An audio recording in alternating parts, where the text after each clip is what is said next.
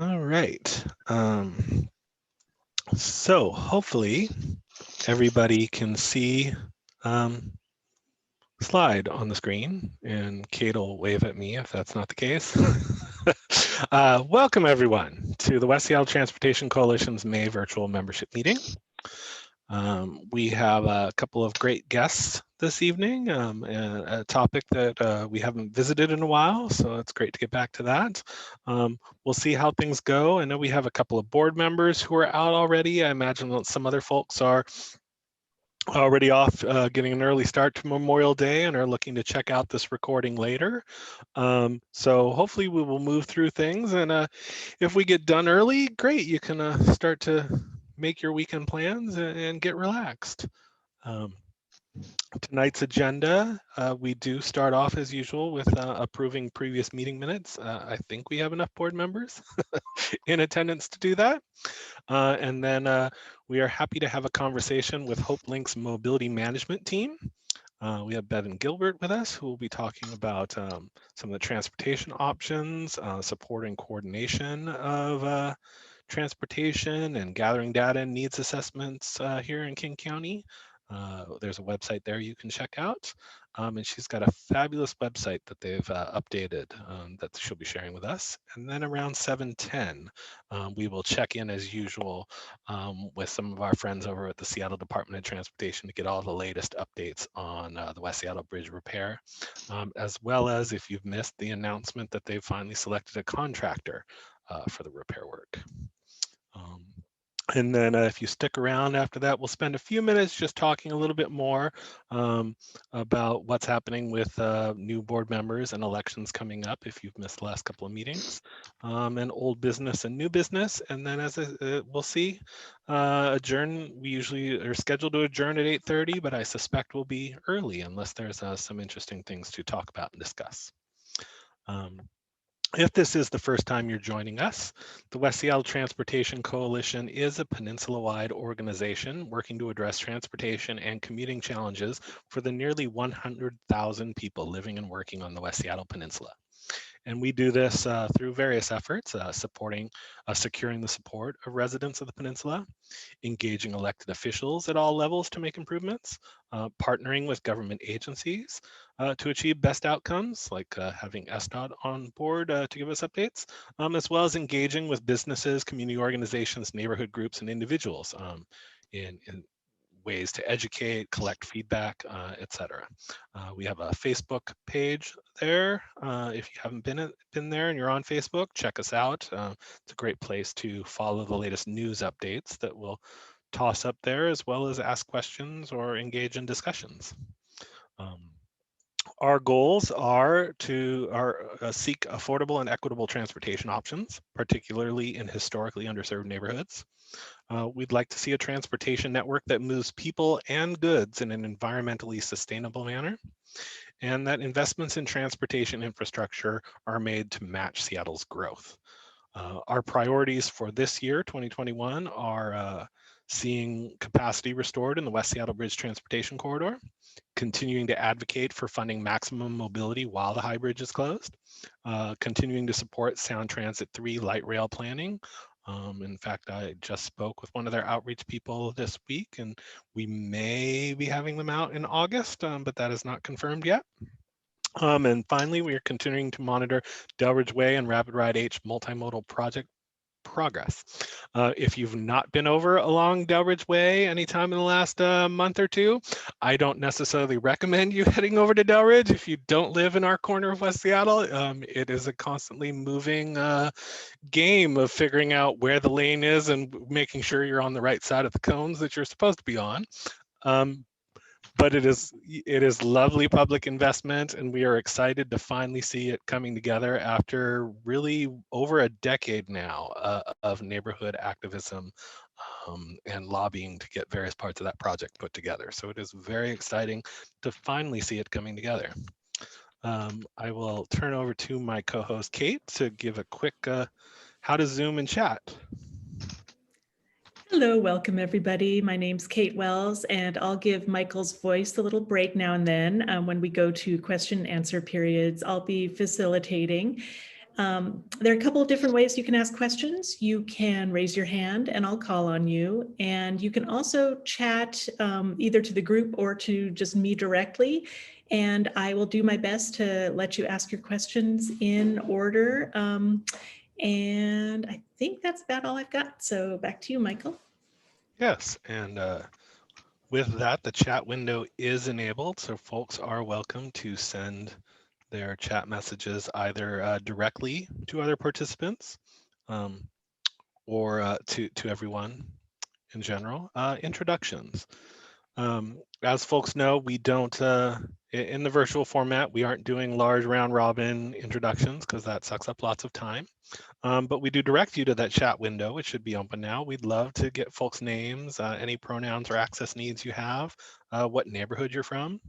And then our check-in question I came up with for this month is, are you traveling somewhere this summer? And how do you get around when you're at your destination? You know, even folks here sometimes who can be very car focused, and that's okay. We won't make fun of you if you're car focused. But even the most car focused person in West Seattle may realize that they go to New York City, they go to Chicago, they go to London, they go to places, and suddenly they never get anywhere near a car the whole time that they're on their vacation, and they're on all other sorts of forms of transportation. And maybe we need to think a little bit more about should it be easier for people to do that when they come visit Seattle as tourists? And as always, if you did not get an email reminder and you're not already on our email list, you know, normally I would say send a private chat message to John Wright, but he is not with us this evening. So if you'd like to send a private chat message to me, Michael Taylor Judd, I'm the chair of the coalition, I will be sure to to get you added to the email list. And that way you don't have to post your email address out in the public for everybody to see. So do make sure that you switch to private directly to me. And with that, do I have a motion to approve previous meeting minutes? Well, you know what? Sorry. Now, board members, there you go. I move we adopt the minutes from the April meeting. Thank you, Deb. Second. And a second from and a third. All right, all those in favor, please say aye. Aye. Aye. Any opposed? And any board members abstaining? All right, with that, our minutes are approved. And I will turn us over to the first item on the agenda, our conversation with Hopelink's mobility management team. As I said earlier, we have Bevan Gilbert with us, who is the South King County Mobility Coordinator for Hopelink. If you'd like to know more about her team and the information they do, you can check out that website address that's on the screen. Bevan, let's make sure you are able to unmute yourself. I think I'm all set. All right. I really appreciate your introductory questions. So if you don't mind, I think I might take part. My name is Bevan Gilbert, as Michael introduced. I am the South King County Mobility Coordinator. I have lived in Seattle for 9 years, I think is true now. 2 of those 9 years were in West Seattle in Pigeon Point. So I used to be a community member of yours. I am now living in Tacoma, as my map behind me suggests. So thank you so much for having me tonight. I am going to talk through a little bit of our team's programming and talk through a few resources that are available to you all for getting to where you need to go. So if you could, oh, my cat wants to say hello. If you could advance the next slide, Michael, please. All right, so a bit about my organization. I am part of Hopelink, which is a community action agency predominantly based out of the East Side and North King County. And we have a mission of promoting self-sufficiency for all members of our community to help people make lasting change in their lives and ultimately exit poverty. A large portion of our programming does center around transportation, and so I'll get into that detail. But just so that you're aware, most of our services, again, as I mentioned, are centered on the east side. So you may be wondering, West Seattle, where does West Seattle fit into Bellevue, Redmond, Kirkland, Shoreline, and Snow Valley? And I'll get into that. So if you could advance to the next slide, please. This is our theory of change. Each circle on the screen represents a department in our agency, as well as a service that folks, that we believe folks should and can have access to. Some provide stability in our lives, some allow us to exit poverty or develop financial freedom. Mobility, this kind of amorphous term, right, kind of difficult to define term, is right there in the middle. It is both a resource that provides stability in someone's life and a resource that supports someone's resiliency, makes them employable, connected to their community, able to really have autonomy in their lives. And so that's kind of why Hopelink as an agency has such a large mobility and transportation department. Next slide. Within our transportation department, we have three subgroups, you could call them. The first is our non-emergency medical transportation. This is often referred to as Medicaid cabs or the Medicaid transportation, because that's one of our largest contractors. We provide a brokerage system, so folks who are on Medicaid or receiving Medicaid benefits call into our center to schedule their rides or to receive reimbursements for their travel, medically related travel. And we kind of are concierge center of that interaction with clients. Our second branch of our transportation resources are direct operation resources. So if you're familiar with the Trailhead Direct program that Metro offers, those drivers are actually Hopelink employees. So that's a contract that we operate in the area. We also operate several DART or deviated and demand response vehicles. Those are Hopelink contracts. So they're pretty indistinguishable purposefully from regular Metro fleet, but that is how some of our transportation providers show up in the community. And last but not least is the mighty and small mobility management team.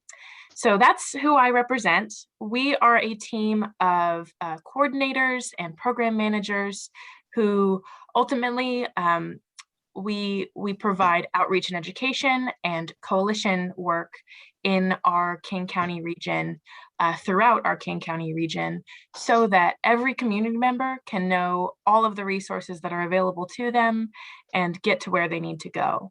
Our motto or mantra or driving purpose is to make sure that transportation is understood to be a resource and accessible like a resource rather than a barrier to service or a barrier to community. We want to be able to get you to where you need to go, and regardless of where that place is, that can be the grocery store, that can be your friend's house, that can be your medical appointment. We are mode neutral, which means we don't care if you, as Michael mentioned at the top of the meeting, if you're car people, that's great. We want to make sure that you're knowing the resources that are available to car people. If you're someone that needs to use Metro Access or paratransit services, that's great. We want to make sure that you know all the resources that are available to people who use paratransit or Metro Access. Regardless of how you're getting around, we want to make sure that you're well informed of your options. Next slide, please. So one hat that I wear as a mobility coordinator is with our education and outreach programming. This is targeted outreach. So we go into community and we really center the experience of the end user. That's a jargony term.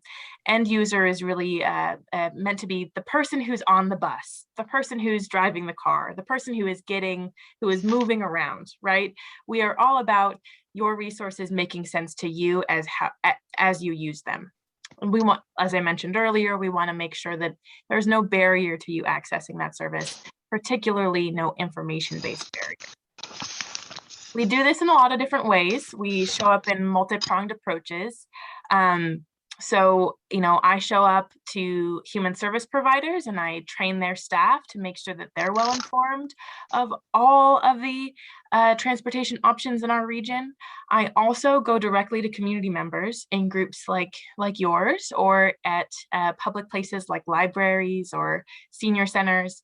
And I'm there available to talk through one-on-one support, to talk through a particular commute, or to talk more generally about, as I've said several times now, the kind of the bouquet of choices you have when you're moving around our region. I mentioned earlier, I should pause here, mentioned earlier that Hopelink largely is in the east and north of King County. Our transportation department is the one area where we differ. We cover all of King County. So my area of focus as the South King County coordinator is West Seattle, all the way down to the county line, and then as far east as Enumclaw. So if you're traveling in that area and you want to learn about options that are available to you, or if you, in your day jobs, work as a human service provider in some regard and talk with clients and they're traveling in that area, then I would love to connect with you and we can talk through what all of those resources look like. Next slide, please. So this is more detail about those core programs that I mentioned earlier.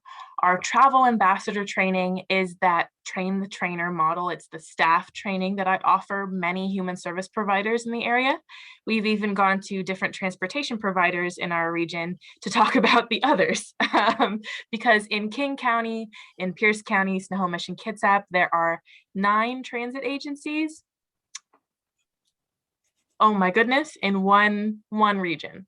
So that's a lot for any one person to have a hold of, to have a grasp of, let alone understand that complexity and then manage the complexities of their own lives, right? So that's really where I step in and my team members step in to help provide those resources, help provide that, spread that knowledge, and really, I wish I had a easier term than this, but we like to think of ourselves as the opposite of gatekeepers. We are the spreaders of information, the spreaders of wealth, the spreaders of knowledge.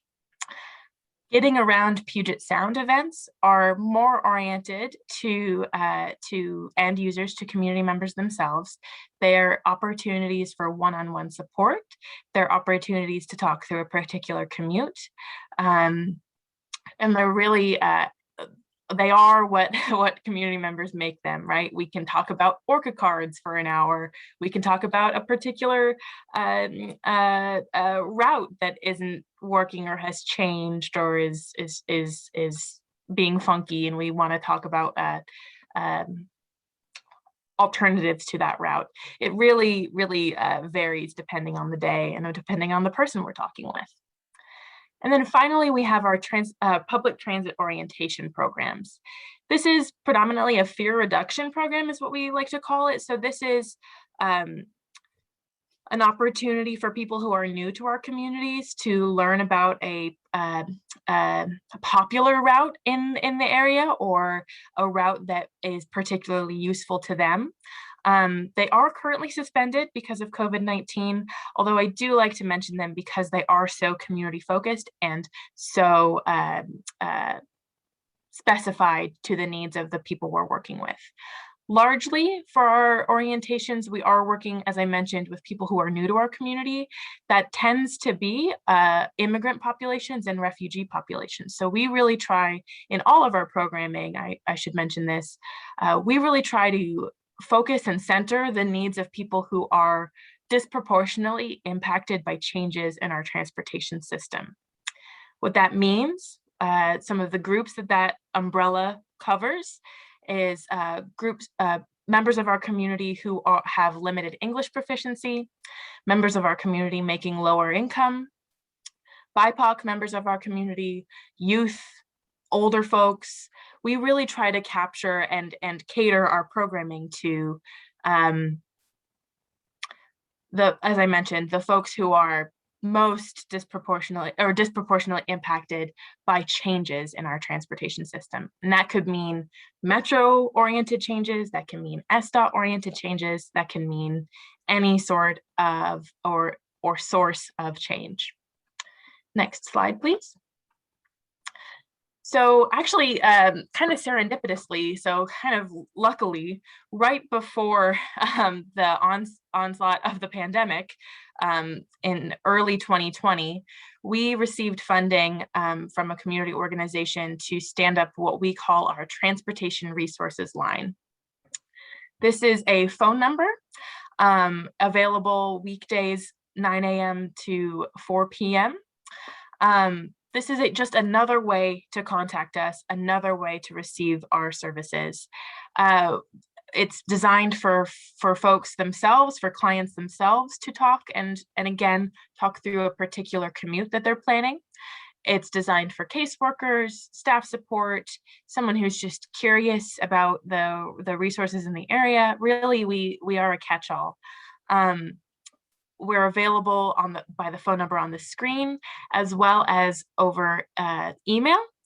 And if you are calling and English is not your preferred communication language, we do have staff who are bilingual, bicultural in English and Spanish. And we have interpretation services available for whom neither English nor Spanish is the preferred language. Again, this is really specified one-on-one support.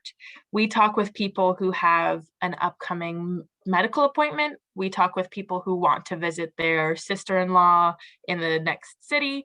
It really is what the client makes it, right? We talk through your details and we build the, we offer you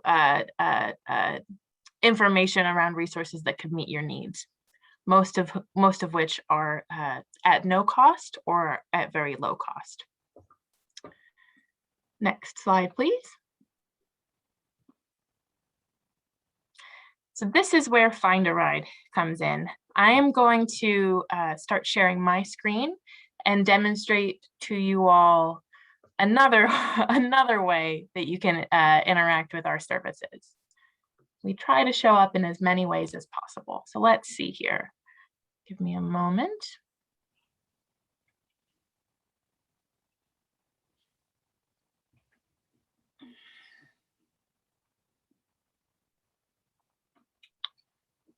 Okay, pardon my tabs here. All right, so we should be seeing the, one moment. We should be seeing the front page of findaride.org. We have a fairly simple domain, findaride.org, for when you want to find a ride, find resources. The first page is really all about locating yourself in our service area. So unlike Hopelink generally, the Find a Ride resource page covers not only King County, but we have information for resources in Pierce as well as Snohomish counties. When you're coming to this website, you can choose several different ways to find resources that meet your needs. You can click into, if you know where you're starting, if you know where you are on this map, you can physically click into an area, which we've divided based on resource availability and programs that run in these kind of cutoff zones. Or you can click My Location. Let's see, My Location. See, I'm down here in Pierce. So I'm going to actually pretend that I'm in Seattle. Click into Seattle, and I'm going to say, oops, I told it not to. Anyway, I'm going to click into Seattle, and then I'm going to say that I have the mobility need of using a wheelchair, and I am not headed to a medical trip. Then I'm going to click this orange button here on the screen, Find a Ride. What comes up is a directory of sorts for all of the transportation providers who can meet my needs as I've first described them. So the first one that comes up here is King County Metro Access. That's the paratransit service provider in our county. I can further specify my search criteria by drilling down to the origin city. You'll see that we do have some distinctions between different neighborhoods in Seattle, or different or subdivisions of Seattle proper, which I find helpful. And then you can further click information around age. You can say whether or not you have eligibility for ADA paratransit, whether or not you're a veteran, whether or not you have access to Medicaid. And by toggling each of these, you can specify and find more accurate transportation providers. So let's say I'm in downtown Seattle and I need to go around the area of downtown and Yesler. And so the solid ground circulator bus is a really great choice for me.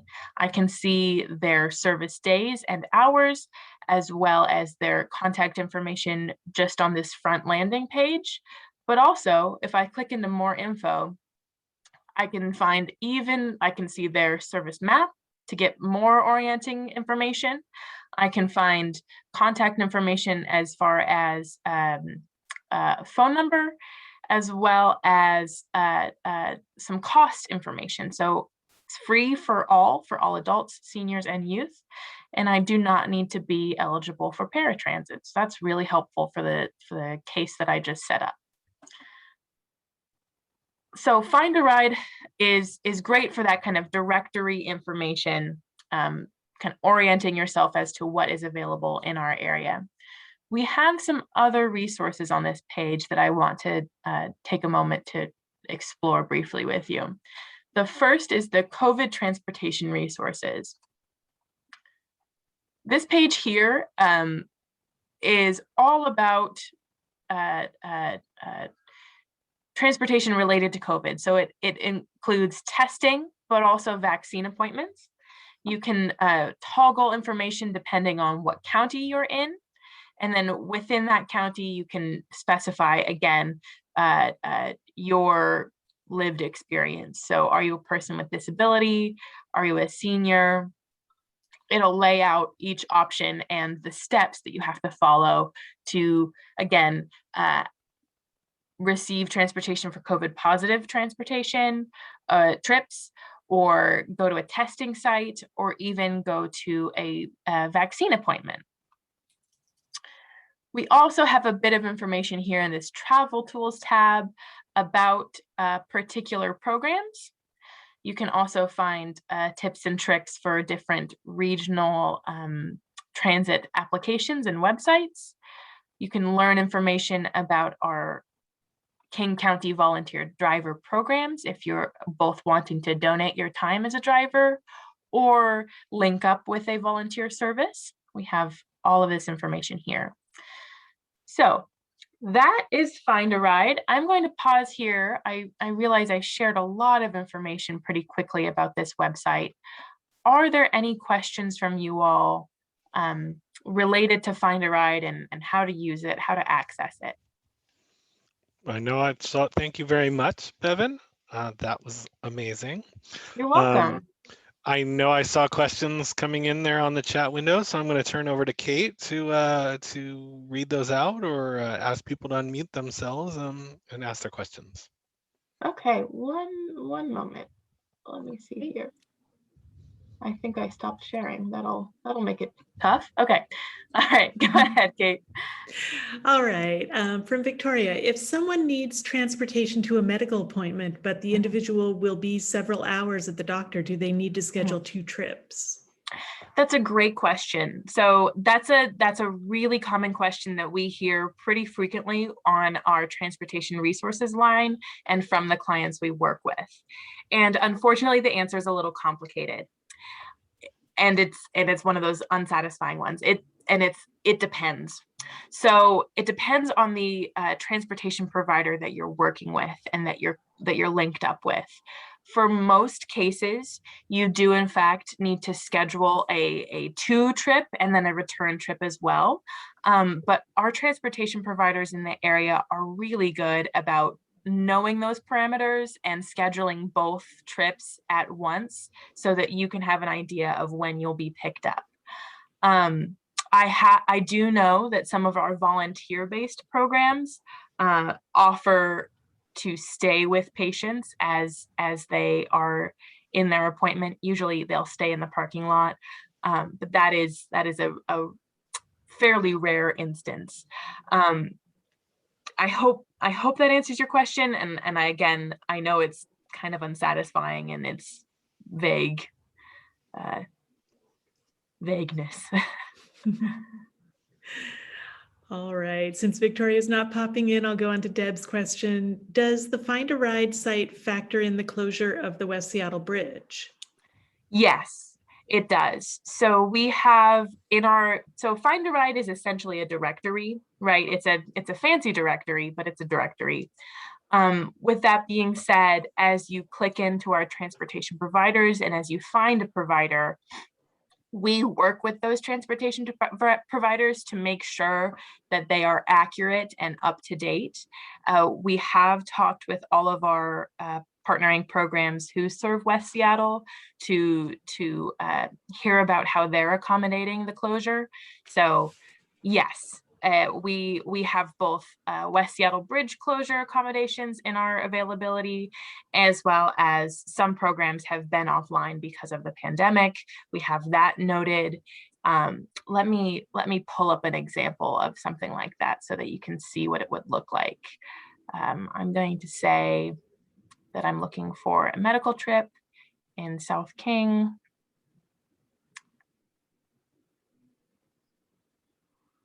One moment here. It's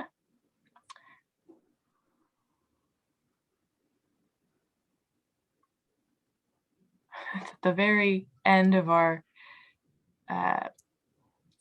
page, of course. What I'm looking for is American Cancer Society's Road to Recovery. That's a program that is currently on hold. In fact, sorry for the lots of movement on your screen. I know that's sometimes difficult.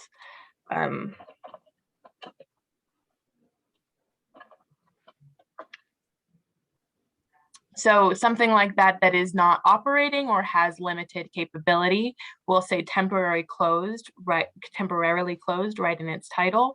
And then the West Seattle closures are listed in the American Cancer Society isn't an example of this, but they're listed in the a description of the service. And again, we work really closely with our transportation program providers to make sure that we have the latest information as to their service areas and how those are changing, because we realize that it's a dynamic situation. Okay, thank you. I don't have any more questions in the chat. Okay. Did you have anything, Michael? Let's see. Now it looks to me, Bevan, like there were a couple of more slides. Did you need to go back to the slides? Okay, good. Yeah. Here, let me stop my share. Oh, maybe. There we go. All right. There you So are. the final resource that I do want to talk to you about is another new one in our arsenal, I guess I can call it. And that is our coordinated vaccine transportation helpline. Unfortunately, it's a sentence long of a title. We often just refer to it as the helpline. This is available Monday through Friday, 8:30 to, actually, so this slide needs to be updated. It's 8:30 to 6 p.m. We are expanding our service hours. And we're available by phone. You'll notice that it's a quite similar phone number from the one that I was showing before. That flipping of the 0 and 6 is intentional. They are slightly different. Anyhow, this is a service, more of a concierge service for not only providing information about your choices, but doing the scheduling for you when it comes to your vaccine, your COVID-19 vaccine transportation needs. If on our driving goal here is to make sure that transportation is not the barrier to receiving your COVID-19 vaccine. Similarly to our other phone line, we do have language assistance available, and our staff is again bilingual, bicultural, and English and Spanish. If you can go to the next slide, I'll really describe how the helpline works. So a client, you yourself, or you can call on behalf of a loved one or someone you're working with, you call into our helpline. My team member, my staff member will take in your information, really understand what your situation is. And that means not only where you're starting your trip off, but where your destination is, and then what kind of experience you want to have. Is public transportation an option for you? Would you prefer a volunteer service to pick you up? Are you eligible for Medicaid services or ADA paratransit services? And if those don't fit, can we link you up with a private company? What kind of barriers are you experiencing to receiving the vaccine, and how can we solve them, frankly? Then we reach out to our partners in transportation. We reach out to people who, actually drive shuttles, actually drive buses, and we best fit you with a transportation provider. Sometimes that transportation provider wants to pick up the next step themselves. Sometimes we schedule on the client's behalf. It really depends on the situation. All that the client needs to know is that their needs are being met and that the scheduling is happening. We are going to then confirm that the trip is scheduled for the client, call you back, give you all the information that you need, let you know about what it's going to be like on that day, and then send you on your way. You're going to go to your appointment, and then a couple days after that, we'll call you back, we'll email you back if you prefer that, and just touch base, see if everything worked the way we wanted it to, any improvements, and really just make sure that, again, above all else, we want to make sure that the vaccine process, the kind of anxiety and tension around that whole day does not circle around your ability or inability to secure transportation. We really want to make it as simple as possible for folks, and as friendly and one-on-one support as possible. Something that I like to share about both of our kind of call line services is that you're calling a pretty small team. We're 11 folks. We're a pretty small and mighty team. What that means is that you're never going to get that phone tree robot, press 7, press 5, press 3, press 2 kind of horrific experience that we're really familiar with as a culture. You're going to reach a person, and that person is going to listen to you and understand what's going on, and then help you out and give you simple and clear answers. So at the risk of sounding like I'm on a soapbox, I will leave it there. If you have any questions about any of the services that we provide, don't hesitate to reach out. I am here for you all. And then the next slide has my contact information. If you're anything like me, about 10 minutes after I leave, 5 questions will pop into your head that, oh, I wish I had asked that. So if that happens, feel free to send me a quick email, or if you prefer to talk over the phone, feel free to give me a call during business hours at that phone, at that number on the screen. But with that, I will kind of leave space to see if there's questions, and then, I'll get out of your hair. All right. Were there any last minute questions that came in that I missed, Kate? Nope, I haven't seen any, but I do have one. Oh, there we go. It's not about the Find a Ride. You mentioned DART service, and I would like to be educated on that because I've heard of it, but I don't understand it. Sure. Okay. So in King County Metro system, DART is an option that is it's kind of a hybrid model between a traditional bus and a on-demand shuttle.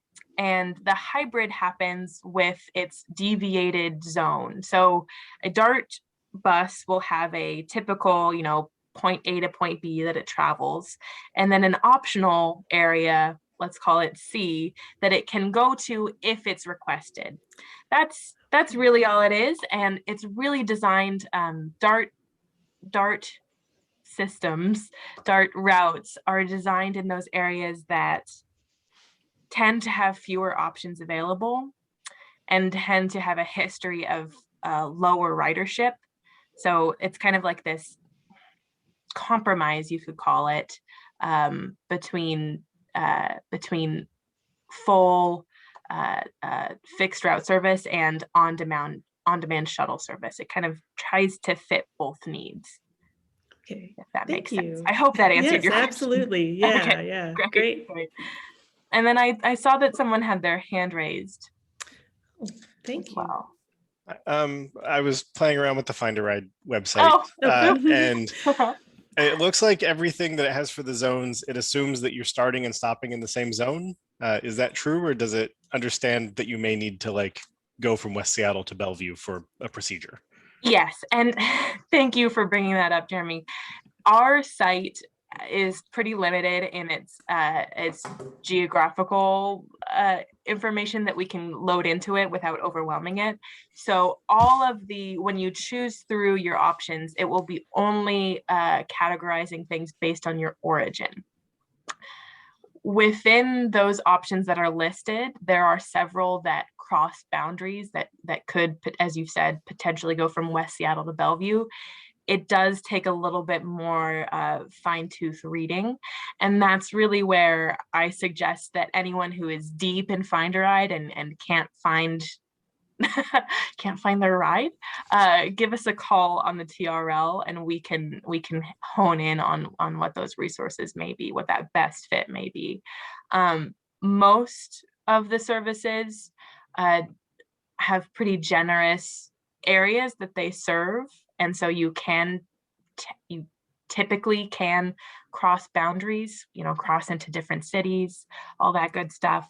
But there are a handful that do have limitations. And so unfortunately, that's one of the areas where our database, our directory kind of struggles. I'll be frank.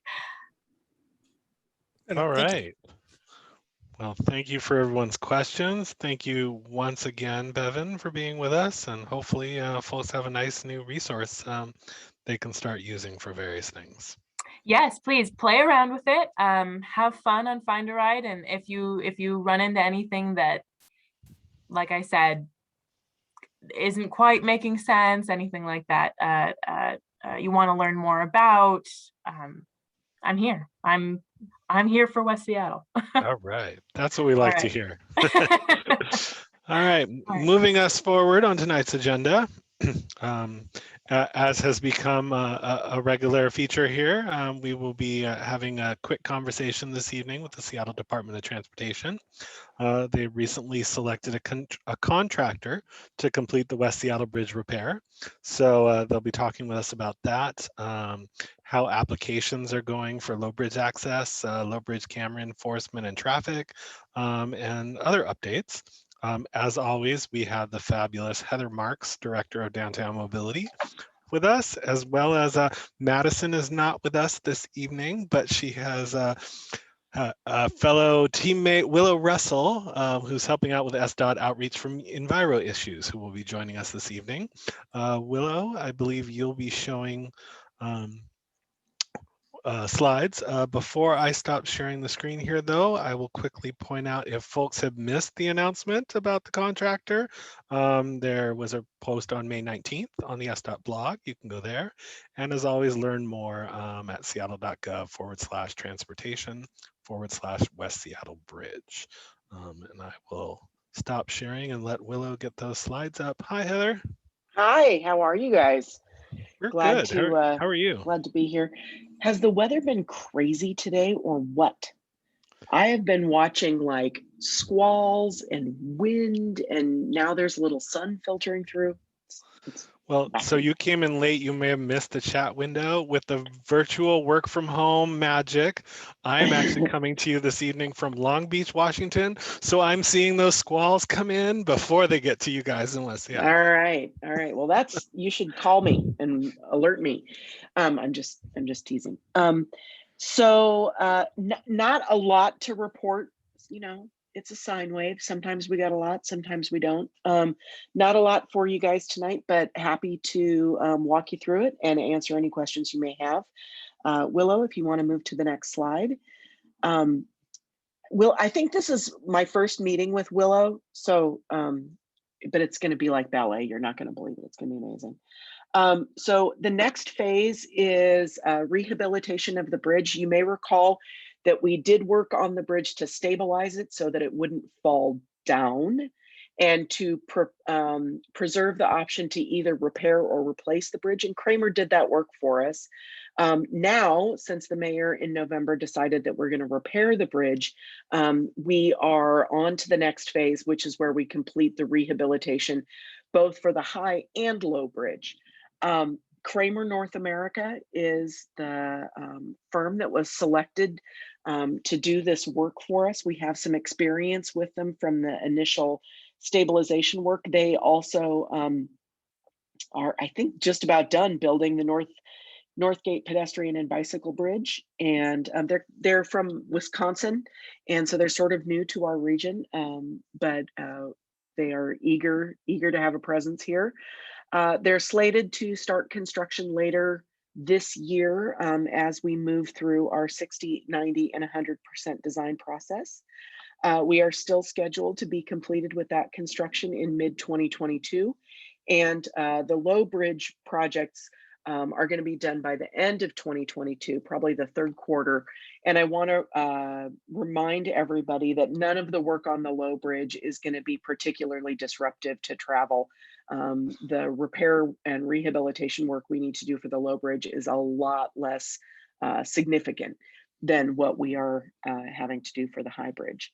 Next slide, please. Okay, I have one slide here, and I included it because I think it's kind of interesting to note the year-over-year traffic volumes. So if just to orient you to what we're looking at here from January, this first bar, all the way through December, that is comparing 2020 volumes to 2019 volumes. So you can see you know, where the lockdown started and travel really decreased.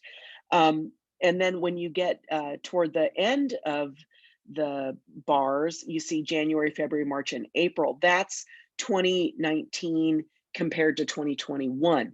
So what is important is while it seems like traffic is really growing and there's more, it feels that way to me, we're still well below the baseline from 2019.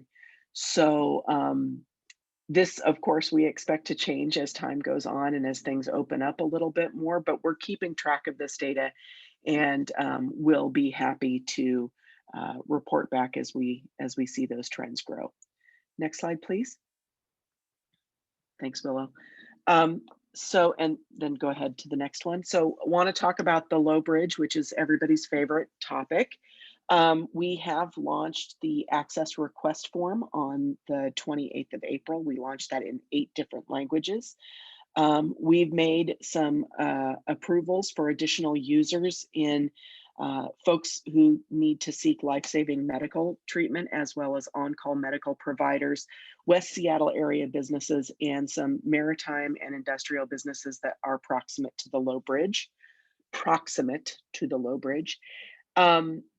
We are supporting the application process for BIPOC-owned businesses and providing in-language support to community as is necessary.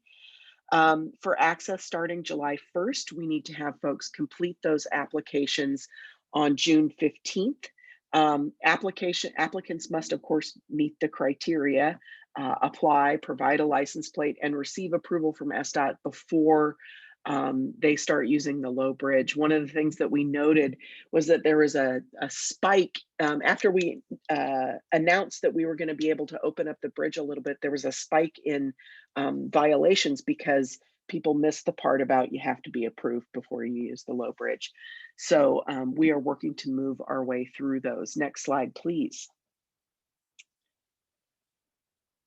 We would love your help in sharing that access request form. The information is available here at Seattle.gov/transportation/low bridge. If you want to share that as widely as possible, we are eager for everyone who is entitled to access to the low bridge to go ahead and take advantage of that. Next slide, please. I do want to note that while we are busy handing out access, and we're well aware of this irony, Terminal 5 is scheduled to open at the beginning of 2022. And so when that additional terminal opens, there is going to be a significant increase in freight traffic, and that is going to squeeze out a lot of these additional trips that we are allowing. And so we're working right now to figure out how to roll out and communicate those changes as we move forward with opening up Terminal 5. The outreach and engagement is going to continue to take its many forms, and we're going to use that to inform our approach on regulating low bridge access. Next slide, please. So I just wanted to note some of the things that we are doing to support the communities that are most impacted by the closure of the bridge, and that is the communities that are hosting all of the detour traffic. So we're doing some significant home zone improvement implementation in South Park, Georgetown, and Highland Park, including speed humps and speed cushions, radar feedback signs, some trail improvements, a bunch of tree plantings, tree trimming, and curb bulbs. These improvements were all identified by these communities as the things that they identified as most important to slowing folks down. And of course, you know, in full cooperation with the traffic engineers that we have on staff. Next slide, please. I think we're done. I told you it was short this time. Happy to answer any questions. Well, while Kate takes a quick look over what's coming on the chat window or any raised hands, I do want to mention we did share out information about the access applications for the low bridge. In fact, I believe if folks are on our email list and got that email, I think we actually attached the entire toolkit so that some of the other community groups and stuff who are on our list can further share that information out. So wonderful. I hope I'm right. And if so, various folks here today or listening into the recording, you have that information to share with your neighborhood groups. All right, wonderful. Take it away, Kate. I have a question. I'll get to yours, Mark. I've got a couple first. So, Victoria, when the high bridge reopens, will it be at the same traffic capacity, or do you expect some limitations? At this point, I don't expect limitations. We're working closely with our engineer of record for the structure, as well as our traffic engineering team to see how we're going to roll out opening the bridge and whether or not we need any limitations. I don't expect so. The purpose of rehabilitating the bridge is to bring it back to its former glory. With bus lanes and all? The whole shooting match. Yep. Okay. All right. Mark, you are next. What about night shift workers that work 12-hour night shifts? It's a 12-hour shift to begin with, and you're adding a lot of time on both ends of the commute. It's not a significant number of commuters. There tend to be leaving West Seattle when everybody else is coming back into West Seattle, opening up the low-level bridge to the night shift medical workers. I mean, the 12-hour shifts, not the 8-hour shifts, but the 12-hour shifts. Because that's really a tough shift to begin with. And they do multiple shifts. You're adding so much time on both ends. It ends up to be 14, 15 hours and not even be able to get 8 hours sleep. Yeah. Thanks for that, Mark. We'll consider that as we move forward. Jeremy is next. Hi, Heather. I saw in a Hey, report Jeremy. about the violations on the low bridge, and it mentioned a significant number of warnings versus people getting fines. Can you express the difference between that? Like, who's getting a warning and what's the criteria for the warning versus the fine? Not that I People who want are- to not pay. I just want to know who isn't paying. Oh, you're gonna pay. No, I'm teasing, Jeremy. The people who get warnings are the people it's their first violation. So warnings happen for the very first time that your license plate shows up wrongly. The next time you do it, you're gonna get a ticket. And that's set up actually in the legislation. So we didn't make that up. That's part of the legislation. Okay. I mean, Thanks. for community thing, maybe it would be useful for maybe it's, when it gets re-reported, the data is lost. But, if it says warning first offense, then that may just help Just let for people know what it clarification, means. Because it you sort of bet. sounds like some people get like, oh, I had an excuse or whatever. So that's all. No, we are entertaining no excuses. And honestly, the warnings, all these are tickets that are issued by the police. This is not SDOT issuing tickets. And if you do want to make your case to a magistrate about why you shouldn't have to pay, you can totally do that. And SDOT doesn't have anything to do with that either. Okay. Thanks, Jeremy. And Andrew, you're next.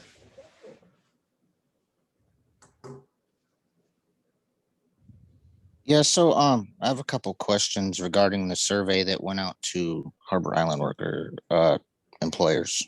So the last email that I sent in to a couple people, I had asked for a copy of the survey so I could see how the survey was worded, and also the actual numbers of the employees that live in West Seattle and work on Harbor Island. And what I received was kind of just a summarized explanation or numbers of sorts.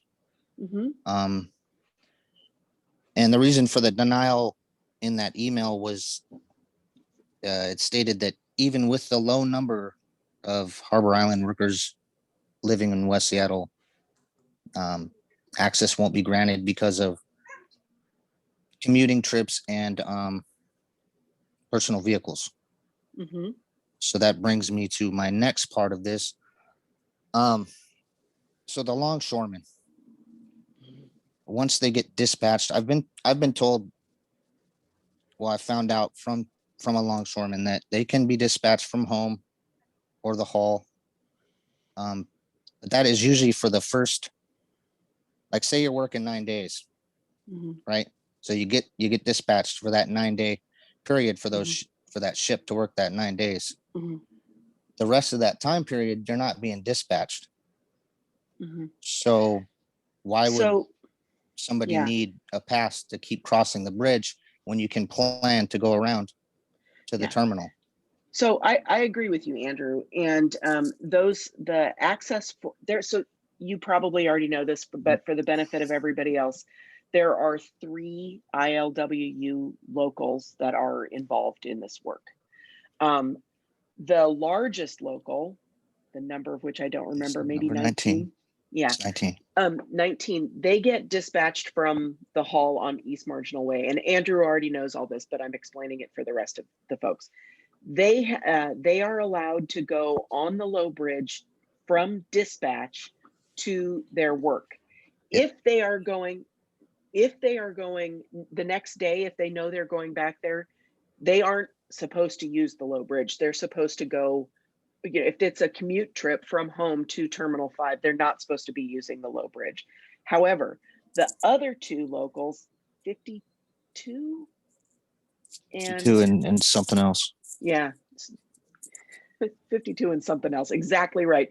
They are not dispatched from the Union Hall. They are actually called and dispatched from home. So it's a much smaller group of workers that we're talking about here. They are allowed to go from home to the terminal. So these This is these are round trip. So that 225, each one of those is a round trip, correct? Right. So that would mean that if you were dispatched from home to the terminal, that would mean you'd be. That's one trip. Round trip would mean that you go back to the same location. It is one trip to go from your dispatch location to work, and then from work to wherever you're going. You're not allowed to go home. You only get to use the low bridge leaving the location that you were dispatched to if you are going back to the hall, not if you are going home. Well, how's that being monitored? Through the license plates. We capture all those license plates as they come through. But Andrew, this is, I think that this, I'm very happy to talk with you about this one-on-one. I'm not 100%. It's pretty complicated, and it's not complicated, it's irritating. And there were a lot of negotiations with the Port of Seattle about how to make this work. So there are questions for you to ask about why the ILWU has this influence over the port that maybe your union doesn't. That's a legitimate question that I can't answer. But I want to note for you, just if this makes you feel better, which I don't know why it would, when Terminal 5 actually opens to full container traffic, ILWU is not going to have that access over the low bridge. There won't be room. They won't be able to use it the same way. How are they going to get there? How are they going to get from the Union Hall down there to Terminal 5? Good question. And I imagine they'll have to go around. I thought by contract they have a certain amount of time to get to that terminal. So if the bridge is full of trucks that are going to Terminal 5 because they have chosen to open up Terminal 5, it's a bucket. It's not an expandable number, right? There are only so many trucks and vehicles that can fit on that low bridge. And Mark Jacobs, we can have an argument about how many that should be, but the fact is that it's geometry, right? You can't fit an infinite number of cars. And so we're having conversations right now with the port and with SSA and with the ILWU about how to get those folks to where they need to go. It might involve not every single person driving their own vehicle. And okay. And I heard about some, I guess Terminal 106, they're going to be demolishing and constructing a new one. And I know that's the Port of Seattle. That's not you directly, but that's our exit point. Mm-hmm. So, I mean, can't go back across the low bridge to get home. That's the way that we're supposed to be going. And I'm telling you. Andrew, you are feeling this very acutely, and I am 100% sympathetic, and I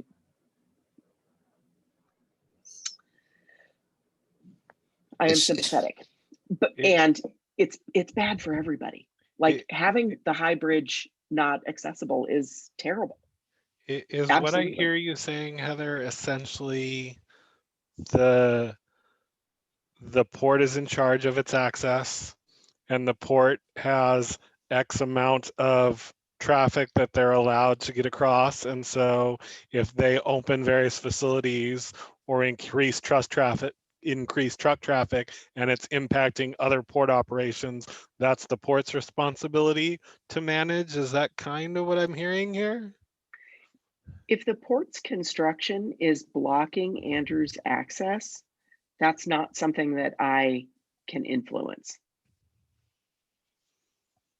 But I don't think that's quite what I was getting at, but I just, essentially like there's a certain amount in the bucket, right? Mhm. And so right now, if that involves union workers going across, To get or to other port businesses going across, then Mhm. that's the port using their amount of the bucket. And then if they reopen a terminal and now there's trucks and you have to say, I'm sorry, those businesses can't go across anymore. And people say, but we were doing it before. You say, well, but the port has made the decision how to use their share of the bucket, and not SDOT's not making the decisions around that, is kind of what I'm hearing. Yes. It's a little facile, but yes. I don't know. No one, Andrew, no one's happy. I know, no I one's understand that. It's just we're in a really weird spot versus everybody else. Mhm. You know, that both those bridges cross. You know, I didn't use the West Seattle Bridge. I used the Low Bridge. Mhm. The closure of that giant facility has changed a lot of things for a lot of people. And as a West Seattle resident myself, it's bad. It probably takes me It's less than 25 seconds to cross that Low Bridge. You know, I'm not coming from downtown Yeah, purposely going that way to cross it. I know. Yeah. And I know. I mean, you know, I see it every day when I drive by it. And I see personal vehicles on there. Oh, sure. Mhm. You know, and I'm They sure are- that some of them have passes to use it, and some of them And don't. some of them are getting tickets. Mhm. Yeah. Yeah. So, is there any way that I can get a copy of that survey and the actual numbers? I don't know why not. It seems like it would be a public document. Willow, can you make a note? I can put my email address there if you want me to, and but somebody has it at SDOT. Sure, I'm confident we have your number somewhere. Yeah. Yeah. So Willow will make a note and we'll get that to you. What you are doing right now is informally a public disclosure request. These are public documents. I am happy to share them with you. Okay. All right. Thank you, Heather. You're welcome, Andrew. And brother, I'm with you. It's hard. I'm so sorry. Yeah, I just hope that when the West Seattle Bridge reopens, traffic isn't so bad still on the Low Bridge that you guys decide to keep the restrictions, because that would suck. That would not be our intention. I know it's not your intention, but I just have to reiterate it because we can't always see the future. So no, you are so right, Andrew. We cannot. Willow will make a note of that too, and we'll make sure to communicate about that as we move forward specifically. Can I ask a question about that real quick? Just one more. No, let me check if there's any. Kate, do we have anything else in the chat? I've got 2 more questions. Andrew, you can call me. Just call me. Okay. All right. I'm not hard to find. All right. Okay. Thank you, Heather. All right. Thanks. All right. We're seeing significant traffic increase from ferry drivers coming up Trenton Street to circle around to Wildwood. Any potential of speed bumps on Trenton? I just looked at the map. It looks like people are maybe turning left off the ferry and then cutting through the neighborhood to come out at like the Endeline Joe's Triangle. Mm-hmm. Is that right, Victoria? Yeah, That's what I'm visualizing. Mm-hmm. You have 2 lanes coming off the ferry, and the people going right, take that right turn. The other lane want to go right too, or need to go right because they can't go to the West Seattle Bridge. So they turn left and come up Trenton Street and then go back down 45th to hit to Wildwood. And what's happening is Trenton, half of that, it's a 2-block street, but half of it doesn't have sidewalks. And we've got kids and people, and it's getting dangerous. Yeah, plus, I'm familiar with it, the area. Yeah. So we'd like to see what we can do to slow them down. So good. That's a good way to ask the question. How can we slow them down? I don't remember exactly, but I think Trenton there might be a little bit of an incline, and that's not an ideal location for speed humps for all sorts of Dukes of Hazzard reasons. Willow, can you make a note for the traffic operations team to look at Trenton between Fauntleroy and what is it? Is it Wildwood? What's the cross street? Well, like that it's 45th. 45th. So yeah, so we originally, like 20 some years ago, wanted a traffic circle there at the flat, because we've had numerous accidents over the years, because people going down 45th think they have the right of way, and they don't even slow down and don't realize it's an uncontrolled intersection. Right. And that's true actually all the way down that street, but we're trying to find some way to, like I say, slow them down and give a, Sure. so Victoria, I want to set your expectations. The likelihood of getting a traffic circle there between now and when the bridge opens is unlikely, but we can have the traffic operations team take a look and see if there are some other interventions that we can do that will slow traffic down a little bit. Would slow 45th kind of do the same thing, Victoria? Like if that one's flatter? Well, see, yeah, anything in there to slow them down. And even when the bridge opens, this issue isn't going to go away. It's becoming, people have gotten in the habit of circumventing. Totally. So I'd still be open to, in fact, I know my neighbors would be very open to a traffic circle. So what I can spend money on from this project is mitigation for the West Seattle Bridge. Which is great. And so that's work that has to, it has to happen before the bridge is back open. So, and we also wouldn't do anything that wouldn't be useful for future. So, so we'll see if there's some other kind of intervention that we can take there. I appreciate that. Thank you. Thanks, Victoria. Okay. Can I Final ask a question. Process question, Heather? Yeah. Traffic circles require a lot of concrete and cutting. Stop Sure signs do. are easy to shove in the ground. Are stop signs a thing that can happen easy, or is that like huge amounts of paperwork and budgets? And it's not paperwork and budgets. It's not about cost or installation at all. There are everybody's most favorite bedtime reading is the Manual of Uniform Traffic Control Devices, and there are rules about where you can put stop signs and traffic signals. And my bet, Mark, what do you think? My bet is that this intersection does not warrant a four-way stop. Yeah, putting stop signs everywhere would lead to worse traffic, because then people start disregarding stop signs when they mean something. Yeah. Look at that. Mark Jacobs and Heather Marks agreeing. Mark it down. I did have a quick question. If the city had more money, could the West Seattle Bridge be done faster? No. This isn't a money thing. This is just bridge engineering. So even with more money, it couldn't be speeded up? No. Okay. Oh, looks like Deb's got her hand up now. Sorry, I was just talking to Australia. Is the appeal period over? Heather,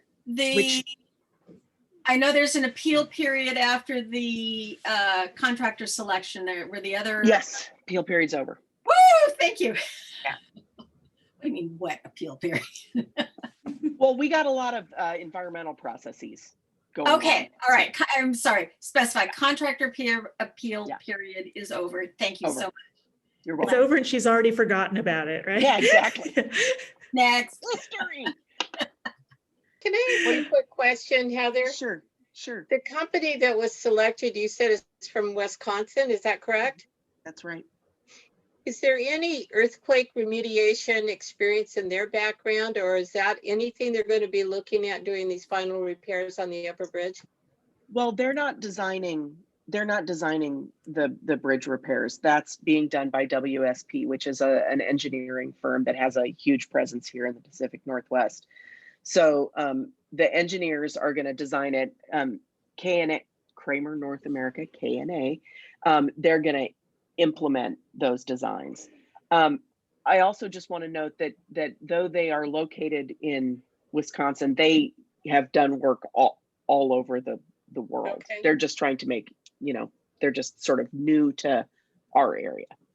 So is there any re-engineering of earthquake standards on the repair work, or is that just One of what the is it? one Go of the ahead. things that we are doing to make the bridge more resilient in the event of an earthquake is strengthening the soils around where Pier 18 goes into the dirt. So that's just soil strengthening means like we're injecting grout into the dirt. And that work is important, but not required to open up the bridge. It's something that we want to do. Deb, back to your environmental question or your permitting reference. If it turns out that permitting the soil strengthening work for Pier 18 is going to slow down the repair work, we'll just decouple those two projects. We'll still do both of them, but we'll take that soil strengthening work out of this project, and so it can pursue its environmental process at the speed that it will go. Does that make sense? It totally does. And I think I saw that posted today through SDCI. So yeah, totally makes sense. Does that make sense, Victoria? Yeah, it does. It really does. But I have really good friends who are geotechnical engineers, and I know there are serious problems in all the footings on those two bridges. Yeah. So, yeah. So we have some geotechs too, and let me tell you, if you want to find some people who have less of a sense of humor than structural engineers, there you go. I'm aware of that. So we are absolutely taking the advice of all the geotechs and all the structurals to make sure that we are restoring that bridge to its level of resilience for earthquakes that we're seeking. Okay. Thanks, Victor. You can tell them to rest easy. It's going to be fine. You and I can have that They never rest easy. offline.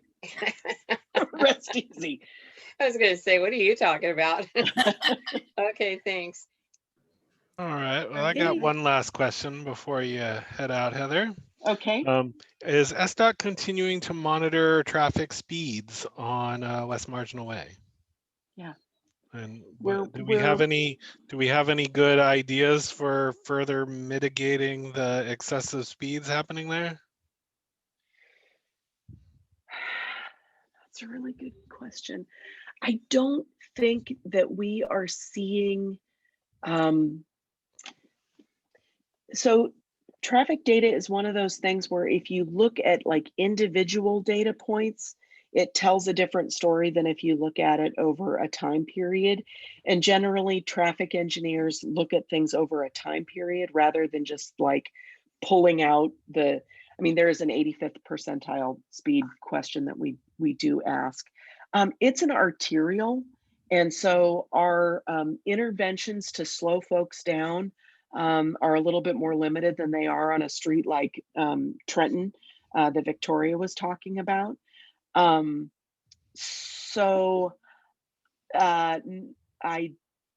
We will make a note of it.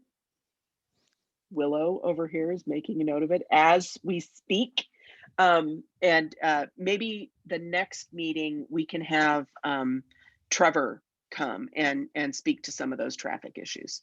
That'd be good. I mean, I know we're all seeing and people are telling us that, folks are flying past them, despite the fact that when we're out in the community, of course, we're like, you're just getting up to the traffic at the light and then we catch up to you, but people are flying past. And then of course, I believe Tracy from the blog is with us as usual. And I know she's been covering, it seems like people don't just get into car accidents, but it seems like they fly off the road and take out a utility pole or something. And the number of times that this has happened now in the last couple of months versus, I don't know, maybe the entire time we've all been here in West Seattle is a little staggering. So it feels like something needs to be done. Yeah. Part of that I'm willing to chalk up to like a 200% increase in traffic volumes on West Marginal Way. Just math tells you that more cars is going to generate more collisions. This is just, my armchair psychology, but I think that particularly in West Seattle and particularly on West Marginal Way and all the detour routes, you have people who are frustrated and unfamiliar. And so that leads to all kind of inappropriate traffic behavior. Well, I would add improper speed limits inconsistent to the driver's expectations as a contributing factor here. I mean, when you create a speed limit that's much lower than a lot of people want to drive, you create disparities in speed and frustration that didn't necessarily exist before this. Yeah, I feel like we've talked about this. Yeah, and so I think we'll don't wait want for to. Trevor. Yeah, well, he'll say the same thing that I'm going to say, and that is. Well, I know I'm right. I mean, the city's got no data. They never supplied any data, but all the traffic engineers I talk to agree with me. So, I mean, what the city's done is wrong. None of them work for the city of Seattle, and none of them are responsible. Well, even some of the city engineers, but they take the fifth. Yeah. Okay. Anything further? I think we're good. Okay. End with a bang, always. Yeah, always. All right. Well, thank you as always for being with us, Willow. Nice to meet you and have you with us this evening. All right.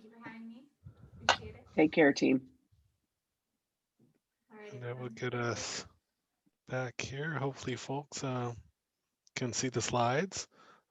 Again, if you need information about West Seattle Bridge, check out their website URL.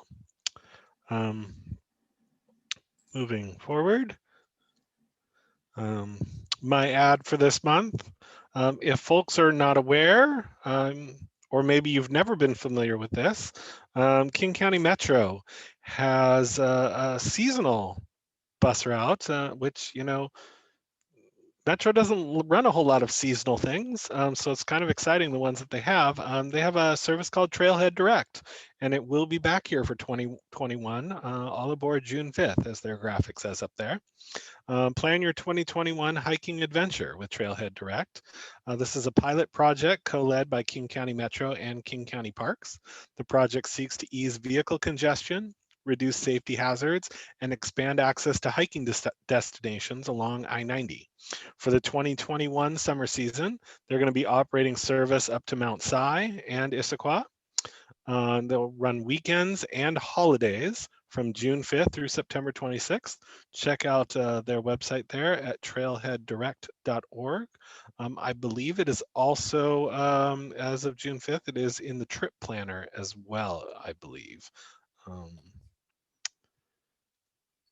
And then moving along from there, I don't know, we may run through this very quickly here in a couple of minutes. We've been talking about new board members for a little bit. We have Jeremy with us this evening, who was recently elected. If folks are keeping track, with our current number of seats that are called out, we do still have one remaining vacancy in position 7. Our elections process, as we've mentioned before, we do typically, when following our bylaws, would be coming up in June.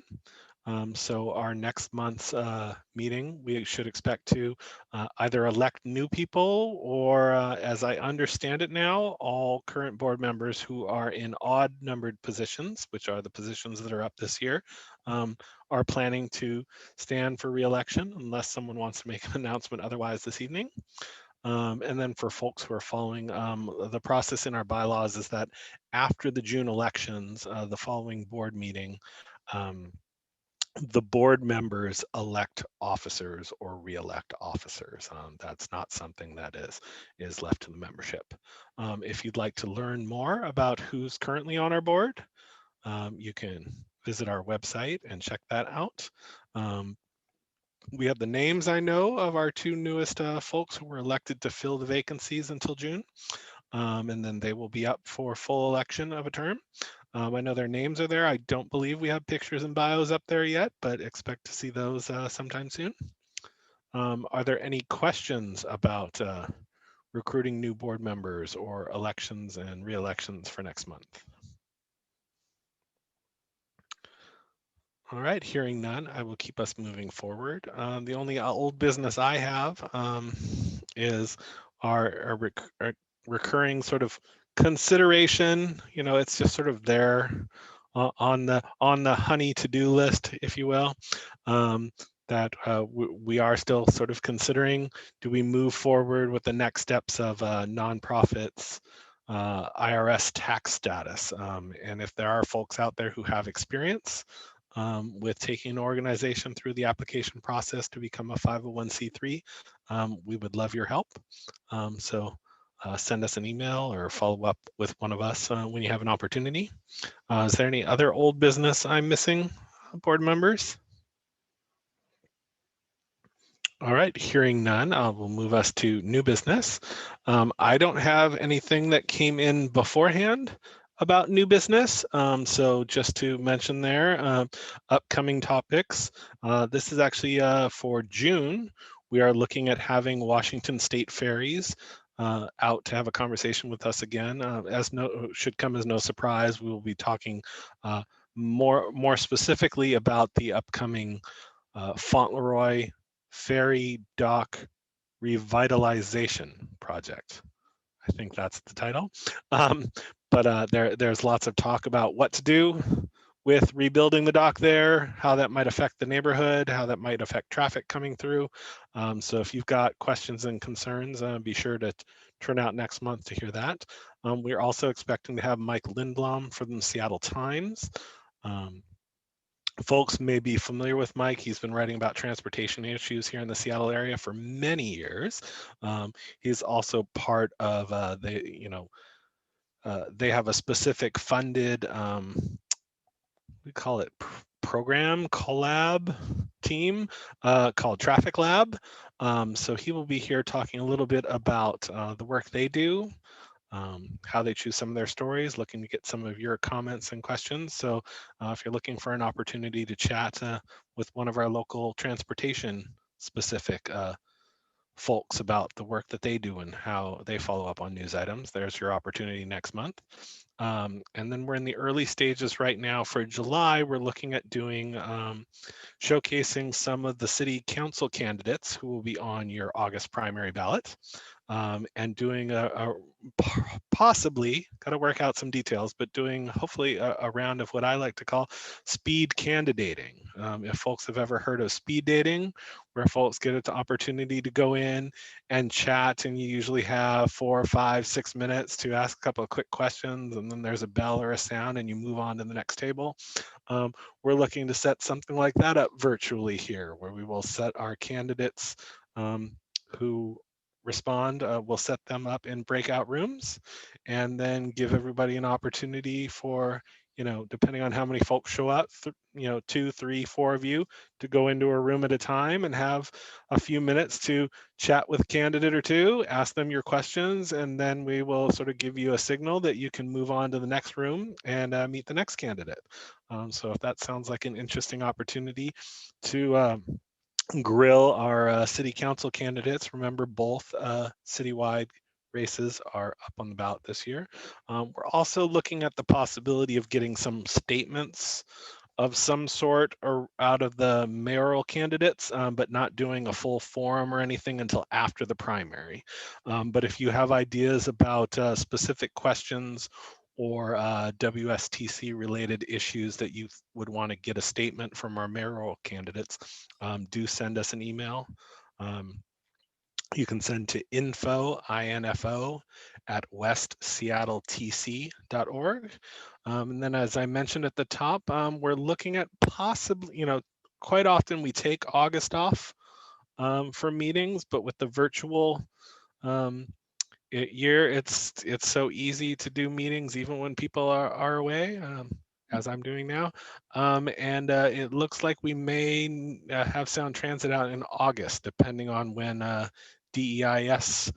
draft environmental impact statement gets released. And so we are talking with them about the possibility of having them featured at our August meeting. So it's a pleasure to be able to tell you we've got a number of topics really well thought out here for the next couple of meetings and be able to give you a bit of a preview.